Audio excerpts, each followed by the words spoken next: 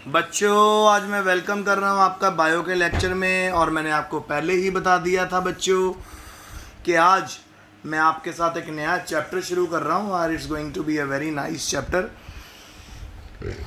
सो आइए, पहला इसका नाम है ecosystem. So structure and function. तो पहला क्वेश्चन है एक्सप्लेन पिरामिड ऑफ बायोमास।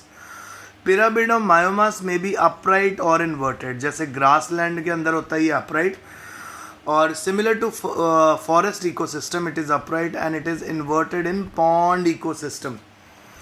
अब ये क्या चीज़ है, आइए मैं आपको बताता हूँ। सो बेटा ये देखो क्या चीज़ है।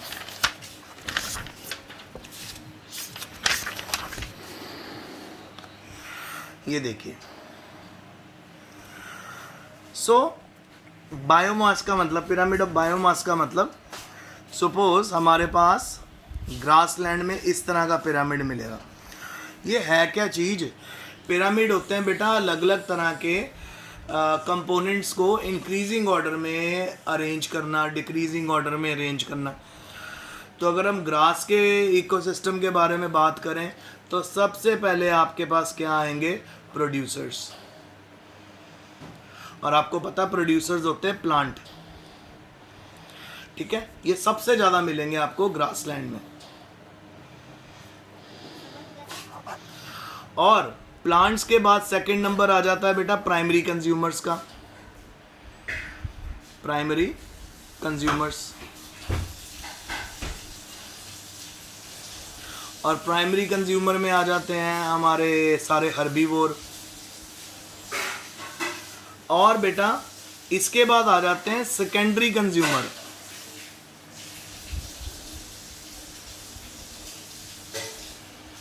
सेकेंडरी कंज्यूमर में आ जाते हैं कार्निवोर,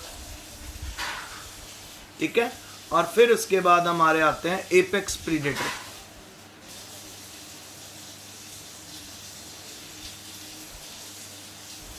एपेक्स प्रीडेटर और टर्शरी कंज्यूमर, इसमें हमारे आ जाते हैं ईगल एंड वल्चर्स, ठीक है। सो ये हमारा ग्रासलैंड का है। और अगर बेटा हम पॉन्ड इकोसिस्टम में स्टडी करें तो पॉन्ड में पिरामिड ऑफ बायोमास स्टडी करो तो वो उल्टा ऐसे आएगा, क्योंकि आपको पता है सबसे ज़्यादा जो फिशेस वगैरह आपको ऊपर पानी में मिलने वाली हैं, फिर लोअर ऑर्गेनिज्म, फिर उनसे कम, और सबसे कम ऑर्गेनिज्म आपको सबसे नीचे वाले पानी में मिलेंगे। तो इस करके ये पिरामिड उल्टा होता है और ये वाला पिरामिड होता है ऊपर अपराइट। सो अब पता चला आपको पिरामिड क्या होता है। पिरामिड बेटा जिसमें हम अरेंज कर देते हैं इंक्रीजिंग और डिक्रीजिंग ऑर्डर में। अगर ये पिरामिड ऑफ बायोमास है तो सबसे ज़्यादा मास आपको बायोमास कहाँ मिलेगा? स्टार्टिंग में प्रोड्यूसर में, उससे कम प्राइमरी कंज्यूमर, उससे कम सेकेंडरी, और फिर प्रीडेटर। और पॉन्ड में सबसे ज़्यादा आपको पानी में मिलेगा अपर लेयर में, फिर लोअर लेयर में उससे कम, सबसे कम नीचे एबिस में, नहीं सबसे नीचे वाली लेयर में। तो ये होता है बेटा पिरामिड ऑफ बायोमास, ठीक है। फिर आगे हम चलते हैं। What does the term biota mean? Biota का क्या मतलब है? तो बच्चों बायोटा का मतलब है कि जितने भी लिविंग बींग्स हैं इनको कलेक्टिवली हम बायोटा बोलते हैं। जो मेजर कंपोनेंट है बायोटा के वो हैं जी फ्लोरा और फौना एंड माइक्रोब्स। सो जो मेजर कंपोनेंट हैं उनको हम बोलते हैं लिविंग बीइंग के, उनको हम बायोटा बोलते हैं। फ्लोरा और फौना में, फ्लोरा में हमारे सारे प्लांट आ गए, और फौना में हमारे सारे एनिमल्स आ गए, ऑर्गेनिजम्स आ गए, और माइक्रोब्स में सारे माइक्रोब्स, बैक्टीरिया, वायरसेस आ गए, ठीक है। सो बायोटा क्या हो गया? कलेक्टिवली, जब हम सारे कलेक्टिवली जिस लिविंग ऑर्गेनिजम्स को बोलते हैं, जिसमें प्लांट, एनिमल, सब माइक्रो ऑर्गेनिजम्स आ जाते हैं, उसको हम बायोटा बोलते हैं। फिर है जी what are micro organisms which bring about breakdown of organic matter. उन माइक्रो ऑर्गेनिजम्स को हम क्या बोलते हैं? जो ऑर्गेनिक मैटर का ब्रेक डाउन करते हैं, ऑर्गेनिक मैटर को छोटे पार्ट्स में तोड़ते हैं। सो बच्चों उनको हम बोलते हैं जी डिकम्पोजर्स। सो डिकम्पोजर जैसे फॉर एग्जांपल हम बात करें कि एक छोटा एनिमल है, कोई कुत्ता है, कोई बिल्ली है, उसकी डेथ होगी, ठीक है। सो जब उनकी डेथ हो जाएगी तो उनकी बॉडी में पानी भर जाता है, फिर गंदी स्मेल आने लग जाती है क्योंकि उनके ऊपर माइक्रोब्स काम करते हैं। यानी इसको एक पर्टिकुलर बेटा साइकिल भी बोलते हैं। तो ये आती है डिट्रिटस फूड चेन। इसके अंदर सेप्रोफिटिक, इसके अंदर सारे का सारा डीजनरेटिव प्रोसेसेस होते हैं। तो वो माइक्रो ऑर्गेनिजम्स जो ऑर्गेनिक मैटर को ब्रेक डाउन कर देते हैं, इनऑर्गेनिक मैटर में कन्वर्ट कर देते हैं, उनको हम डिकम्पोजर्स बोलते हैं। फिर बेटा अगला बड़ा इंटरेस्टिंग क्वेश्चन है, व्हाट आर फेगोट्रोप। फेगोट्रोप्स क्या होते हैं? फेगोट्रोप्स एक तरह के कंज्यूमर होते हैं, मोस्टली एनिमल्स होते हैं जो इंजेस्ट कर सकते हैं और स्वॉलो कर सकते हैं, खाने को चबा सकते हैं और स्वॉलो कर सकते हैं, उनको हम फेगोट्रोप्स बोलते हैं। हम भी फेगोट्रोप्स में आते हैं क्योंकि हम भी स्वॉलो करते हैं खाने को और चबाते भी हैं, ठीक है। नेक्स्ट है, which type of ecological pyramid was always upright. कौन सा पिरामिड है जो हमेशा अपराइट होता है? वो है जी पिरामिड ऑफ एनर्जी।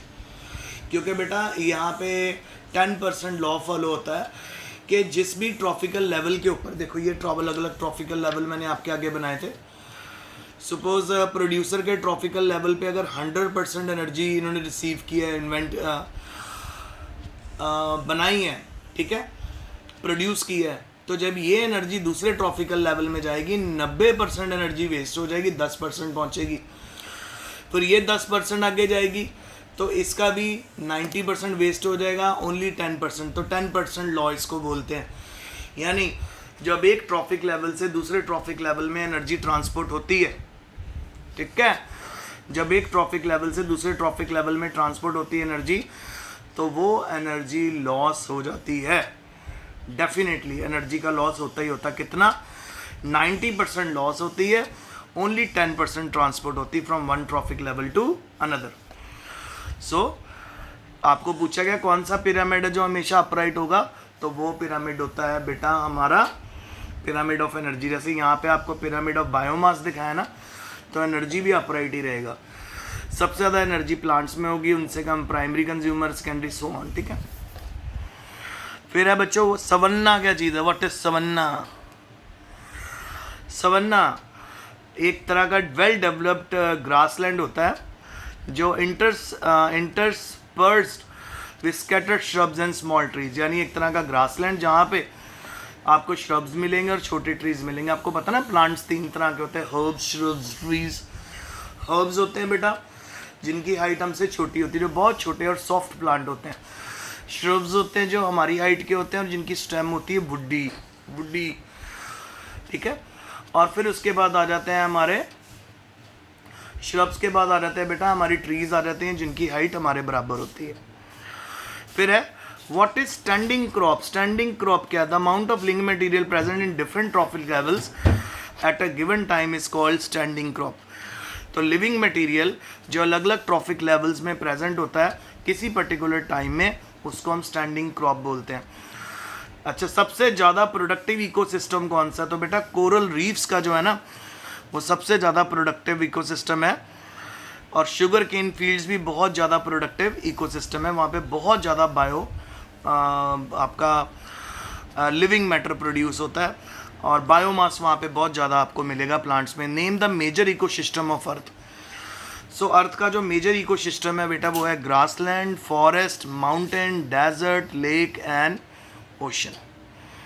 तो कितने हो गए? 1 2 3 4 5 एंड 6 इकोसिस्टम है जो अर्थ के ऊपर प्रेजेंट है। फिर नेक्स्ट है जी, name the term used to indicate the soil factors affecting the organism. तो बेटा एडिफिक फैक्टर्स हैं जो ऑर्गेनिजम्स को अफेक्ट करते हैं। Which is the most stable ecosystem? Oceanic ecosystem, जो ओशन इकोसिस्टम है वो सबसे स्टेबल होता है। फिर आपको टर्म पूछी गई है एनिमल्स के लिए जो बहुत ज़्यादा नॉन टॉलरेट कर जाते हैं नैरो रेंज और वाइड रेंज ऑफ सैलिनिटी। जो बहुत ज़्यादा कम नमक में रहते हैं वो है जी स्टेनोहेलाइन, और वो जो बहुत ज़्यादा नमक में रहते हैं उनको यूरोहेलाइन बोलते हैं। 2 नाइट्रोजन डीनाइट्रीफाइंग बैक्टीरिया वो है जी thiobacillus denitrificans and bacillus subtilis. 2 symbiotic nitrogen fixing bacteria बताइए, एक तो है जी राइजोबियम लेगुमिनोसोरम और कर्बिसेला, ये 2 हैं जो नाइट्रोजन फिक्स करके प्लांट्स को देते हैं। 2 free living nitrogen fixing bacteria जो होस्ट के बिना सर्वाइव कर लेते हैं, वो है जी अजोटोबैक्टर और क्लोस्ट्रीडियम। तो बच्चों ये आज का लेक्चर था, प्लीज़ इसको अच्छे से पढ़ लेना एंड कल मिलते हैं, नेक्स्ट क्वेश्चन डिस्कस करेंगे। Stay safe, study hard.